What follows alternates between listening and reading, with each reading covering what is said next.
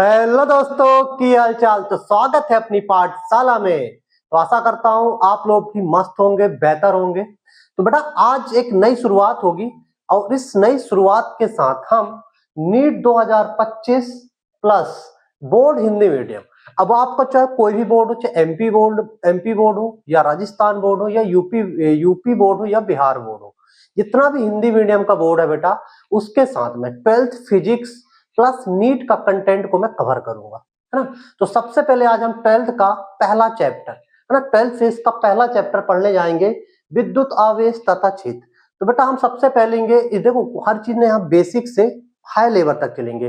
अगर आपको basic concept बढ़िया तरीके से पता होगा तो बड़े बड़े सवाल, बड़े बड़े न्यूमेरिकल बहुत ही आसान तरीके से आप लगा पाओगे।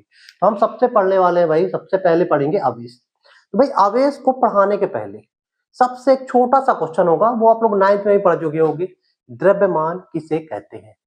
जिन भाई लोग को पता हो वो भैया कमेंट बॉक्स में ना दानादन ठोक दे, द्रव्यमान किसे कहते हैं। मुझे पता है आधे बच्चों का जवाब एमजी लिख के आएगा। अगर मैं द्रव्यमान पूछता हूं तो बच्चे बोलते हैं कि भैया द्रव्यमान का मतलब एमजी। ना मुन्ना ना, एमजी कतई नहीं होता, है ना। तो होता क्या है, एमजी भैया भार होता है, वेट होता है। तो आखिर द्रव्यमान क्या होता है बेटा। तो बेटा आपको द्रव्यमान की सबसे पहले डेफिनेशन पता होना चाहिए। तो आखिर द्रव्यमान होता क्या है, तो भैया पदार्थ की वह मात्रा जो किसी वस्तु पे क्या होती है बेटा, एकत्रित होती है, क्या कहलाती है बेटा, द्रव्यमान कहलाती है। मतलब द्रव्यमान किसका गुण है बेटा, पदार्थ का गुण है। किसका गुण है, पदार्थ का गुण है। मतलब दुनिया में हर चीज किससे मिलकर बनी होती है बेटा, पदार्थ से मिलकर बनी होती है। मतलब अगर दुनिया में पदार्थ है तो उसके पास क्या होगा बेटा, द्रव्यमान होगा। मतलब एक धूल के, एक छोटे पार्टिकल के पास भी क्या होगा बेटा, अपना खुद का द्रव्यमान होगा। और वैसे भी आपको पता है पदार्थ का सबसे छोटा पार्टिकल इलेक्ट्रॉन और प्रोटॉन होते हैं, उनके पास भी अपना खुद का द्रव्यमान होता है। और कितना होता है बेटा, ये देखो एग्जाम में पूछा जाता है। तो इलेक्ट्रॉन का द्रव्यमान होता है बेटा 9.1 10⁻31 kg, और प्रोटॉन का होता है बेटा 1.6 इंटू 10⁻27 kg। बेटा ये डाटा आपको दिमाग में सेट करना है। कई बार ऑब्जेक्टिव में, बोर्ड के एग्जामों में या नीट के एग्जाम में इतना छोटा सा क्वेश्चन पूछा जा सकता है, और पूछा भी गया है, ऐसा नहीं है।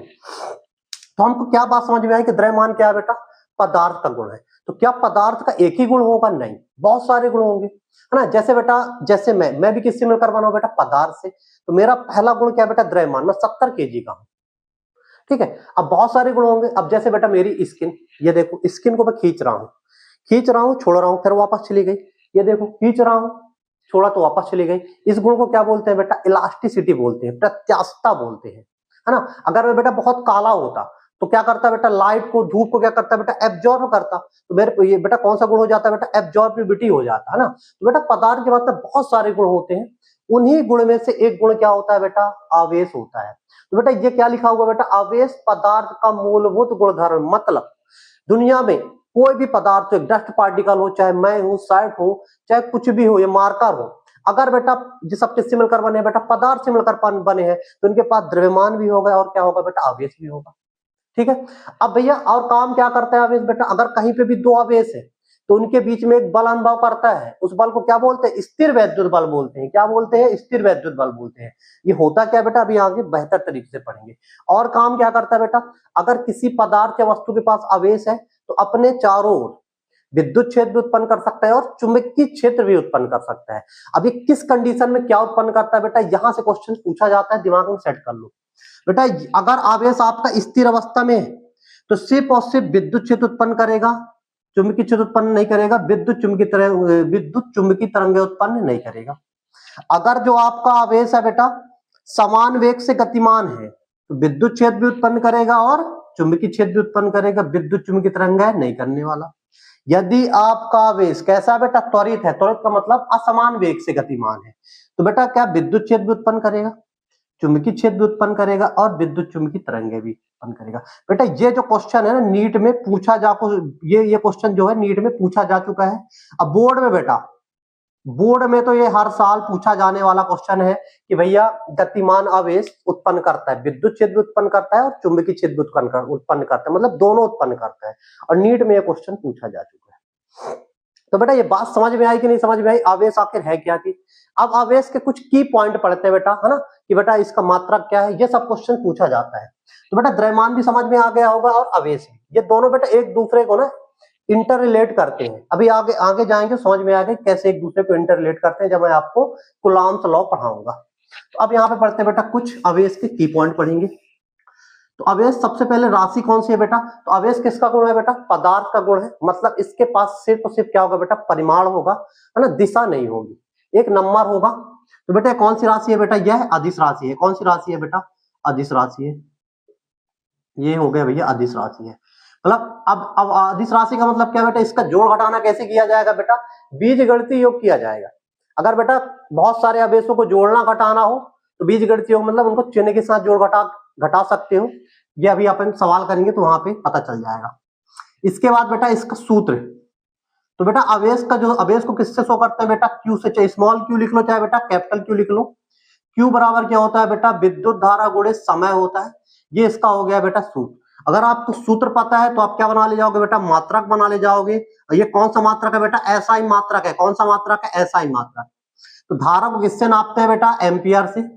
समय को किससे नापते हैं बेटा, सेकेंड, एम्पियर सेकेंड। यही एग्जाम में पूछा जाता है। एम्पियर सेकेंड को ही क्या बोला जाता है बेटा, कूलाम बोला जाता है। क्या बोला जाता है, कूलाम। इसको शो करते हैं सी से। इसके बाद आता है बेटा इसका विमी सूत्र।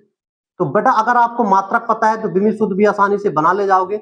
अगर जिन बच्चों को नहीं पता तो मात्रक और विमी सूत्र बनाने के लिए एक स्पेशल वीडियो बनाऊंगा, बहुत ही बेहतर आसान तरीके से बताऊंगा, है ना, क्योंकि बेटा नीट में बोर्ड में 2 या 3 क्वेश्चन मात्रक विमी सूत्र से आते ही आते हैं। तो बेटा एम्पियर को ए ही लिखते हैं और बेटा सेकंड को क्या लिखते हैं बेटा, टी लिखते हैं। तो ये क्या हो गया बेटा, इसका विमी सूत्र हो गया एटी हो गया। इसके बाद बेटा सीजीएस मात्रक, सीजीएस मात्रक, सीजीएस मात्रक क्या होता है बेटा, स्टेट कूलाम होता है। क्या होता है, स्टेट कूलाम होता है। तो बेटा एक कूलाम में कितने स्टेट कूलाम होते हैं, एक कूलाम में होता है बेटा 3 × 10⁹ स्टेट कूलाम। ये डाटा आपको याद रखना है बेटा, एग्जाम में पूछा जाता है, यूनिट कन्वर्जन में पूछा जाता है। इसके बाद आता है भाई बेटा आवेश का सबसे छोटा मात्रक, आवेश का सबसे छोटा मात्रक, छोटा मात्रक। बेटा जैसे द्रव्यमान का छोटा मात्रक क्या होता है बेटा, ग्राम होता है ना, बड़ा मात्रक अपन केजी में लेते हैं। जैसे आवेश का सबसे छोटा मात्रक होता है बेटा फ्रैंकलिन होता है। क्या होता है बेटा, फ्रैंकलिन होता है। और सबसे बड़ा क्या होगा बेटा, सबसे बड़ा मात्रक होता है बेटा फराडे होता है। क्या होता है बेटा, फराडे होता है। तो मतलब एक फैराडे में, ये डाटा याद रखना, एक फैराडे में कितना होता है बेटा, 96,500 कूलाम होता है। ये बेटा ये आवेश के बारे में पूरी जानकारी हो गई। तो आपको आवेश की डेफिनेशन पता होना चाहिए, ये कॉन्सेप्ट पता होना चाहिए कि कब क्या किस कंडीशन पे आवेश क्या उत्पन्न करता है, और बेटा आवेश की पॉइंट याद होना चाहिए, है ना। अगर आपको ये पॉइंट याद है तो यहाँ से छोटे छोटे ऑब्जेक्टिव क्वेश्चंस या डेफिनेशन आपको बन जाएगी। अब इसके बाद बेटा सेकंड टॉपिक आता है आवेश की अवधारणा। मतलब बेटा अगर देखो स्टार्टिंग में तो जितनी भी चीजें होती हैं हर पदार्थ न्यूट्रल होता है। अब अगर बेटा उसको आवेशित करना है तो ऐसा मैं क्या कर दूं, दौड़ा दो, है ना, उसका क्या ऐसा क्या काम कर दूं कि बेटा वो आवेशित हो जाए, है ना। तो बेटा ये क्वेश्चन पूछा जाता है। तो अब अगला टॉपिक करते हैं बेटा आवेश की अवधारणा। बेटा इसको स्क्रीनशॉट ले सकते हो, है ना। अब पढ़ेंगे बेटा आवेश की अवधारणा। तो बेटा आवेश की अवधारणा क्वेश्चन पूछा जाता है कि आवेश की अवधारणा किस प्रकार की जाती है ना। तो यहाँ से भी ऑब्जेक्टिव बनेगा और बेटा यहीं से आवेश के प्रकार निकल के आएंगे। तो आवेश की अवधारणा पढ़ना है बेटा अपन को, आवेश की अवधारणा। तो इसके लिए बेटा मैं एग्जांपल से समझाऊंगा। सबसे पहले मैं एग्जांपल लूंगा बेटा सोडियम। सोडियम आप लोग को पता होगा बेटा कैसा पदार्थ है बेटा, उदासीन है ना, उदासीन है। तो मतलब सोडियम के पास कितने इलेक्ट्रॉन होते हैं बेटा, आपको ही पता होगा बेटा 11 इलेक्ट्रॉन होंगे। प्रोटॉन भी कितने होंगे बेटा, 11।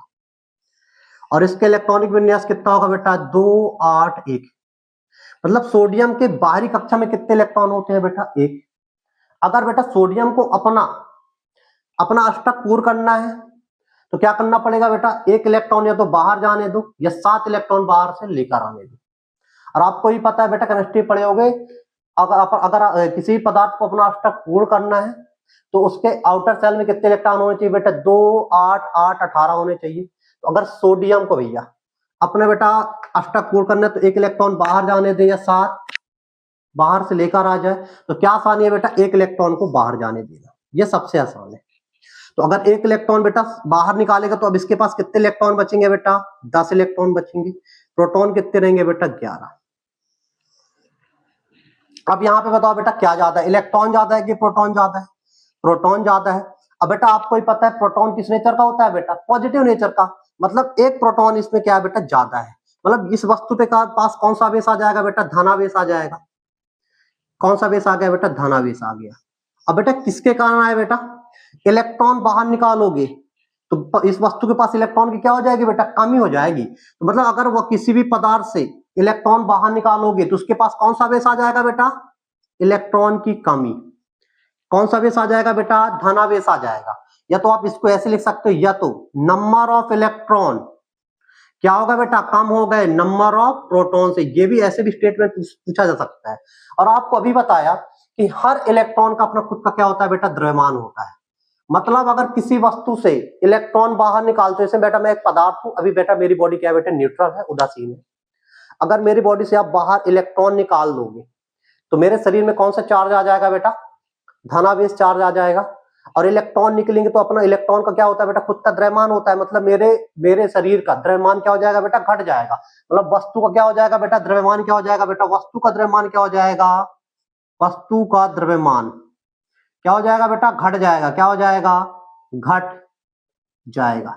बेटा ये कॉन्सेप्ट पूछा जाता है ऑब्जेक्टिव में। क्वेश्चन कैसे बनेगा, यदि किसी वस्तु को धनावेशित किया जाता है तो वस्तु का द्रव्यमान, 4 ऑप्शन होंगे, घट जाएगा, बढ़ जाएगा, परिवर्तन नहीं होगा, इनमें से कोई नहीं। तो कौन सा बेटा, धनावेशित करोगे तो वस्तु का द्रव्यमान क्या हो जाएगा बेटा, घट जाएगा।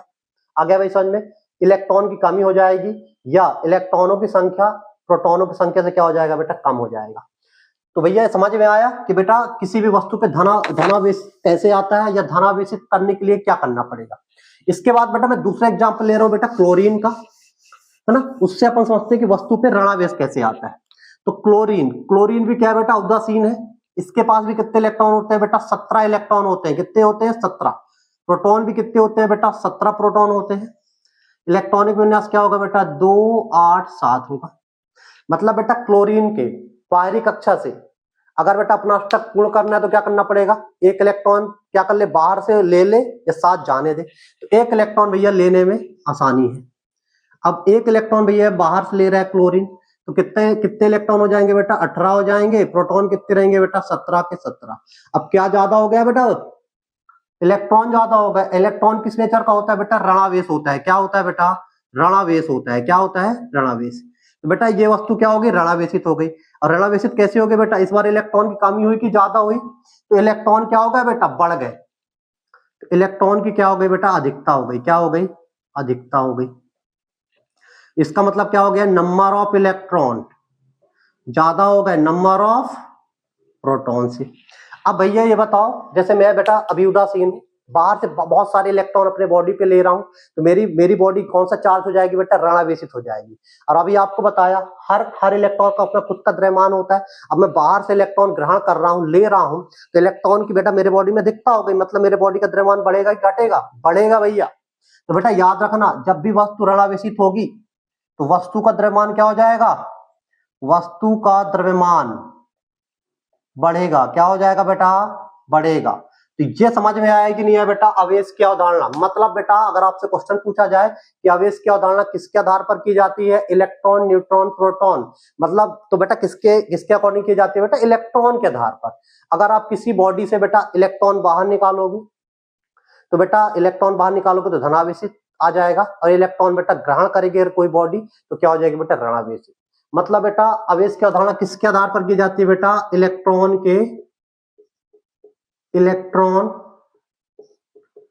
स्थानांतरण। बेटा ये याद रखना, बेटा ऑब्जेक्टिव पूछा जाता है कि आवेश की अवधारणा किसके आधार पर की जाती है, इलेक्ट्रॉन स्थानांतरण के आधार पर की जाती है। और यहां से भैया आवेश के प्रकार भी निकल के आ गए भैया, धनावेश निकल के आ गए और ऋणावेश निकल के आया। तो आवेश कितने प्रकार के होते हैं बेटा, 2 प्रकार के होते हैं, धनावेश होता है और ऋणावेश। अगर हम भैया किसी चीज को धनावेश करेंगे तो मतलब इलेक्ट्रॉन की कमी हो जाएगी और वस्तु का द्रव्यमान क्या हो जाएगा, घट जाएगा। अगर किसी वस्तु पे धन ऋणावेश होगा, ऋणावेश आएगा बेटा, तो क्या हो जाएगा, इलेक्ट्रॉन की अधिकता हो जाएगी, वस्तु का द्रव्यमान क्या हो जाएगा बेटा, बढ़ जाएगा। तो भैया आशा करता हूँ बहुत ही बेहतर तरीके से समझ में आया होगा और क्वेश्चन बेटा यहीं से बनेंगे। इसके बाद हम पढ़ेंगे बेटा आवेश के प्रकार। तो नोट डाउन कर लो, अब बढ़िया चिल मारो यार, टेंशन मत लो, बहुत ही आसान है फिजिक्स। अब पढ़ेंगे बेटा आवेश के प्रकार। तो भैया कितने प्रकार आवेश कितने प्रकार के निकल के आए बेटा, 2 प्रकार के निकल के आए आवेश के प्रकार। सॉरी एक नोट और लिख लो बेटा। अब यहाँ पे सबसे की पॉइंट बेटा नोट लिख लो, आवेश के प्रकार तो इसके बाद एक्सप्लेन कर रहा हूं। तो बेटा अब यहां से क्या पता चली कि भैया जो आवेश है किसके ऊपर निर्भर कर रहा है बेटा, द्रव्यमान के ऊपर निर्भर कर रहा है। आवेश द्रव्यमान पर निर्भर करता है, निर्भर करता है। कैसे करता है भाई लोग, अभी आपको बताया कि अगर किसी वस्तु को आवेशित करोगे, धनावेशित करोगे तो द्रव्यमान क्या हो जाएगा बेटा, घट जाएगा। ऋणावेशित करोगे तो द्रव्यमान क्या हो जाएगा बेटा, बढ़ जाएगा। मतलब बेटा आवेश द्रव्यमान पर निर्भर करता है। इसका जस्ट उल्टा बेटा, जो द्रव्यमान है आवेश पर निर्भर नहीं करता है। कैसे नहीं करता बेटा, समझा रहा हूं। द्रव्यमान आवेश पर निर्भर, ये बेटा याद रखना है, पूछा जाता है। आवेश पर निर्भर नहीं करता है, नहीं करता है। अब क्यों नहीं करता बेटा, जैसे मेरी बॉडी है बेटा, अगर बेटा मैं अपने बॉडी का द्रव्यमान घटाऊंगा या बढ़ाऊंगा तो मेरे बॉडी पे आवेश आने वाला नहीं है। अगर बेटा मैं जैसे भी 70 kg का हूं, मेरे एक हाथ काट के फेंक दो तो क्या मैं आवेशित हो जाऊंगा, ना मुन्ना ना, आवेशित कतई नहीं होने वाला। आवेश कब आएगा बेटा, अगर मेरे बॉडी से जब इलेक्ट्रॉन बाहर निकालोगे और या बेटा इलेक्ट्रॉन ग्रहण करूंगा। अब ये कैसे होता है बेटा, आवेशन की विधि में अपन पढ़ेंगे, है ना। तो बेटा समझ में आया, तो बेटा ये दिमाग में सेट कर लो, द्रव्यमान आवेश पर निर्भर नहीं करता है, लेकिन आवेश द्रव्यमान पर निर्भर करता है। अब इसके बाद अपन पढ़ेंगे बेटा आवेश के प्रकार। तो आवेश के प्रकार बेटा यहीं पे एक्सप्लेन करे दे रहा हूं, बस इसके की पॉइंट याद रखना है।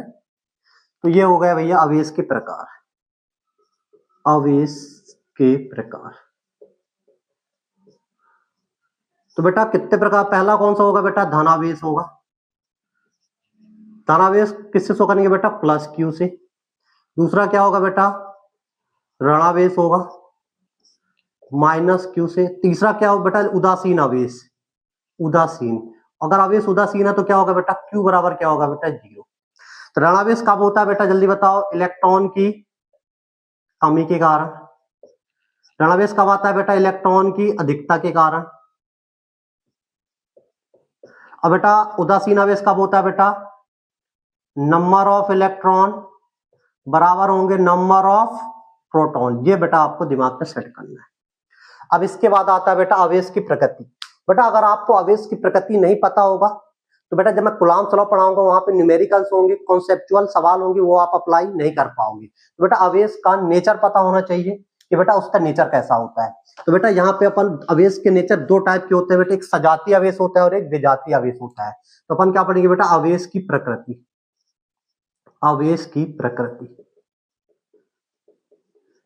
तो बेटा पहला क्या देखेंगे बेटा, सजातीय आवेश। सजाती का मतलब क्या होता है बेटा, सेम से, लड़का लड़का या तो लड़की लड़की। विजाती एक क्या होता है बेटा, विजाती। बेटा लड़का लड़का सुन के ना खुश मत हो जाना, विजाती आवेश। विजाती का मतलब क्या होता है बेटा, एक प्लस होगा तो और एक माइनस होगा। सजाती का मतलब प्लस प्लस और माइनस माइनस। तो बेटा सजातीय आवेश क्या करते हैं बेटा, यहाँ पे देखिए, ये दिमाग में सेट करना है। अगर बेटा यहाँ पे प्लस क्यू आवेश होगा, यहाँ पे प्लस क्यू आवेश होगा, या यहाँ पे माइनस आवेश होगा, यहाँ पे भी माइनस आवेश होगा, तो एक दूसरे को क्या करेंगे बेटा, प्रतिकर्षण करेंगे। क्या करेंगे बेटा, प्रतिकर्षण करेंगे। ये दिमाग पे याद रखना है। सजातीय आवेश हमेशा क्या करते हैं, एक दूसरे को प्रतिकर्षित करते हैं। अब विजाती क्या करते हैं बेटा, विजाती में क्या होगा, एक क्या होगा बेटा, प्लस होगा तो एक क्या होगा, माइनस होगा, या एक माइनस होगा तो एक क्या होगा बेटा, प्लस होगा।